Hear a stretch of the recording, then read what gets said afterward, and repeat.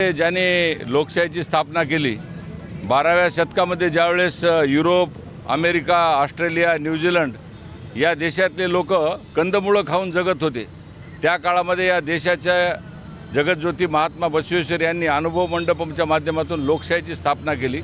स्त्री आणि पुरुष समानता आणि जातीभेद सगळे मिटून, सगळ्या पोटजाती मिटून संपूर्णपणे एकत्रितपणे या हिंदुस्थानची लोकशाही स्थापन करणाऱ्या महात्मा जगज्योती बसवेश्वर महाराजांची आज जयंती आणि त्यासोबतच परशुराम महाराजांची जयंती आम्ही सर्व भारतीय जनता पार्टीचे कार्यकर्ते नांदेड जिल्ह्यातले एकत्रित येऊन आज साजरी करीत आहोत। एका दृष्टिकोनातून नारी शक्ती वंदन विधेयकाच्या पार्श्वभूमीवर आज महात्मा जगज्योती महात्मा बसवेश्वर यांची जयंती होणं हे खरं तर एक पवित्र अक्षय तृतीयेच्या मुहूर्ताच्या दृष्टिकोनातून कालच प्रधानमंत्र्यांनी स्त्री पुरुष समानतेच्या बाबतीत बोलले आणि आधी आबादी के ऊपर अन्याय हुआ हा जो त्यांचा जो कालचं जे वाक्य आहे ते महात्मा बसवेश्वरांच्या जयंतीच्या निमित्ताने आम्ही सगळ्यांनी मिळून या आमच्या मातृशक्तीला, आमच्या नारी शक्तीला आम्ही ताकद देण्यासाठी सशक्तपणाने संपूर्ण भारतीय जनता पार्टीचे कार्यकर्ते रस्त्यावर उतरलेले आहोत। आज महात्मा बसवेश्वरांच्या जयंतीच्या निमित्ताने आम्ही पण करतो